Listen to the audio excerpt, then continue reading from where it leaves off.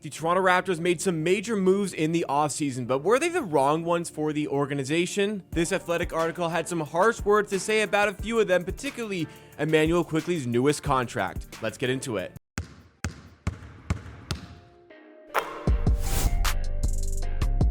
As far as the offseason as a whole for the Toronto Raptors, there weren't really many significant changes that went down overall for the roster. Sure, there was a trade with the Sacramento Kings, there was 4 incoming draft picks, but the Raptors were relatively inactive in free agency. No incoming players that weren't there from the previous season. The only signing the Raptors actually made in free agency was bringing in Garrett Temple. So not a whole ton of movement overall with the roster, but that doesn't necessarily mean that the Raptors didn't make significant moves for their roster, particularly in retaining their top assets like Scottie Barnes, but more so in particular, Immanuel Quickley, who was directly referenced with his own piece within this Athletic article by John Hollinger, where he's not necessarily talking about overrated moves that were made in the offseason, but under-scrutinized moves.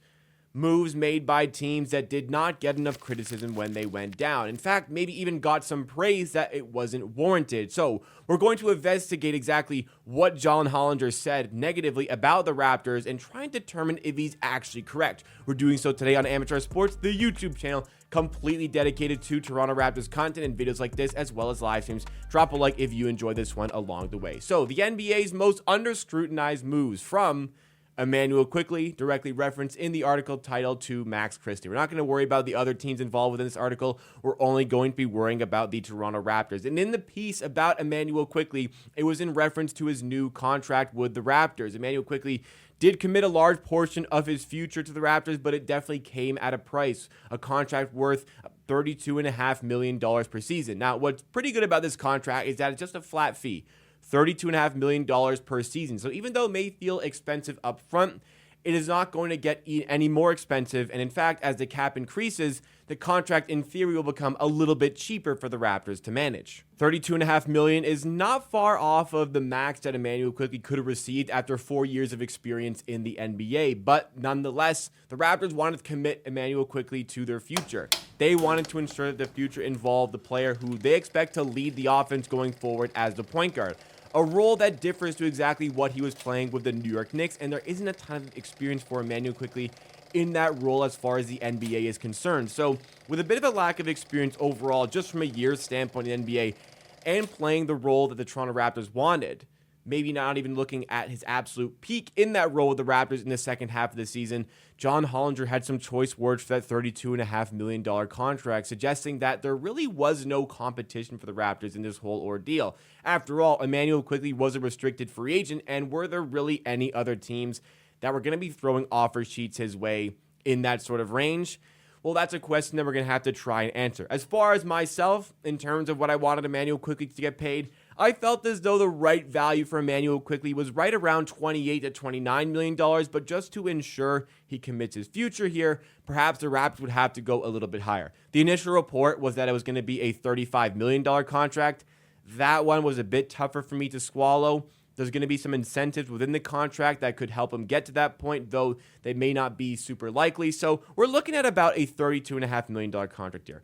A little bit higher than I would have wanted, but overall, not one I'm overly upset about. And overall, you're getting Immanuel Quickley on this flat fee of a contract for 5 years' time. I don't think it really handcuffs the Raptors a whole ton. Granted, maybe there wasn't a lot of teams out there who were willing to give Immanuel Quickley such a payday. We saw that teams really struggled with their cap space over the course of the offseason, but I don't mind this move for the Raptors. I don't consider this move overly positive from a value standpoint. I consider it a positive to have Immanuel Quickley committing his future to the team for the long term at not an egregious price. I'm not going to go as far as to call this an overwhelming positive, but I definitely won't go as far as to call this contract a -1 for the Raptors. Time will tell, and we saw from Immanuel Quickley last season. Sure, statistics look decent. There was definitely improvements from Immanuel Quickley as a point guard. You see kind of at a surface level stat with the assist category here where he has improved as a playmaker, and even John Hollinger references that the advanced metrics really like Immanuel Quickley. But for a player who's 25 years old, I don't really think that this is an under-scrutinized move overall for the Raptors. Could they have done a little bit better financially for this contract on a year-to-year basis? I think they could have done, but again, not overly a negative. I think that where John Hollinger maybe has a bit more of his criticism to this deal is the contract in conjunction with Scottie Barnes, who was also extended by the Toronto Raptors for an additional 5 years on top of the 1 year that is remaining on his rookie contract. Now, Scottie Barnes is one of the 4 players out of the 2021 draft class to receive his rookie max extension. Scottie Barnes, Evan Mobley, Franz Wagner, and Cade Cunningham all received pretty much an identical contract from their teams, the rookie max extension. For this contract, these players are receiving 5-year, basically $224 million deals. They also have incentives on top of that, but right now we're looking at 5 years, $224 million, where the contract continuously gets more and more expensive on a year-to-year basis for the team. Once again, there are 4 players that are referenced in this, and of those 4 players, I think that you could really make a strong case that Scottie Barnes has emerged as the top player to come out of this draft class. Out of the first season, Scottie Barnes was the Rookie of the Year of the draft class,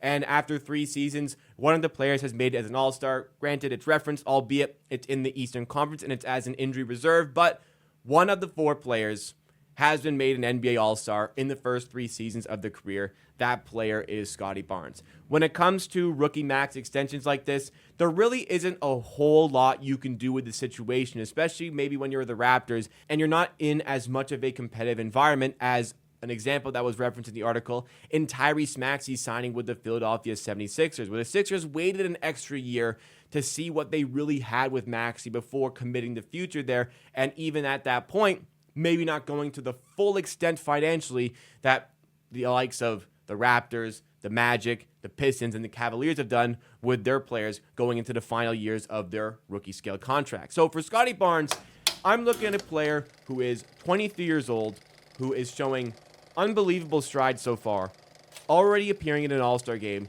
clearly on the ascent. And I'm thinking the Raptors are in a position where they want to commit their future to building around this player. I have no issues whatsoever with giving him the max, giving him the full confidence of the organization, and getting him for the max amount of years without a player option. The Raptors have control of where Scottie Barnes plays basketball for 6 years. If they want Barnes to play Toronto basketball for 6 years, 5 years on the rookie max extension, plus the 1 year remaining on his rookie contract, I am completely okay with that. I don't think that there was really any thought that went into this. I was saying throughout the season, throughout the second half of the season, this is one of the biggest no-brainer moves that Masai Ujiri has ever made for the Raptors. You are going to give Scottie Barnes the max extension. And the fact that what I would consider the best player out of this draft class has gotten it, and 3 players who aren't quite at that level yet are also getting their rookie scale contracts, it just reaffirms my stance that this was the correct decision by the Toronto Raptors. Now, granted, there's a lot of money committed to Immanuel Quickley. There's a lot of money committed to Scottie Barnes. And there's still quite a bit of money also that has been given to RJ Barrett from his previous contract with the New York Knicks that the Raptors are, I'll say, on the hook for. But the way RJ Barrett played last season, it's looking like a pretty good value for money at this point if RJ Barrett can continue the ascent that he is facing. So obviously a lot of money committed to this core. This is where the Raptors have really put all of their marbles.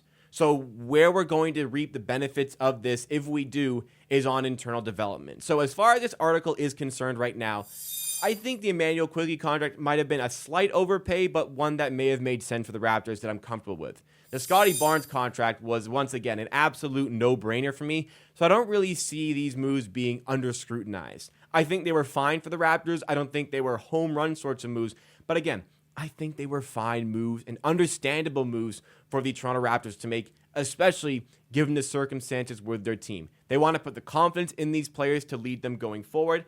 And to be honest, at this point, the franchise has my backing to do that. We'll see down the line how much these moves affect the team positively or negatively. But personally, I currently don't see them as negatives, and I can only see them getting better and better going forward with a 25-year-old Immanuel Quickley looking to continue to develop and a 23-year-old Scottie Barnes really starting his ascent towards becoming damn near superstar caliber player in the NBA. Once again, though, where the Raptors are going to really win on these contracts is internal development. Internal development with these 2 players plus RJ Barrett and whatever draft picks come in. Hopefully, more are on the way. hopefully more good ones are on the way, and the development team in Toronto, which has been strong for the last decade, that maybe has lost their way, can continue to do their thing and get this franchise back to where they want to be in playoff contention, eventually perhaps down the line, maybe a little bit further than we want it to be, but perhaps down the line, once again competing for an NBA championship. So what do you make of the Immanuel Quickley and the Scottie Barnes contracts?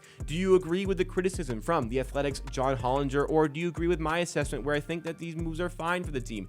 Give me all of your thoughts and opinions in the comments down below.